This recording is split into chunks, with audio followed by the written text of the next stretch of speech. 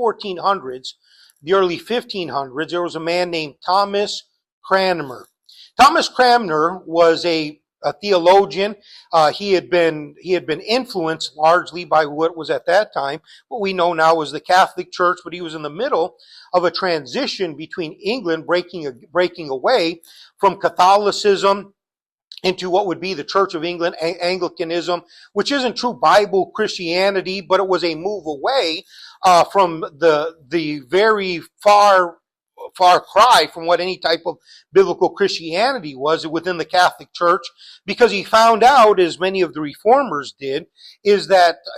they were influenced by Bible believers that had been in existence all the way from the earthly ministry of the Lord Jesus, people that understood that salvation is by grace through faith in the Lord Jesus Christ alone. But it wasn't, of course, until these people that were very closely associated with Catholicism started to be influenced by it and understand that salvation is not by works. It is not accessed by works, and it is not maintained by works. But they found out that they started to see, their eyes were opened to the wonderful truth of salvation by grace through faith in the Lord Jesus Christ and Him alone. And this was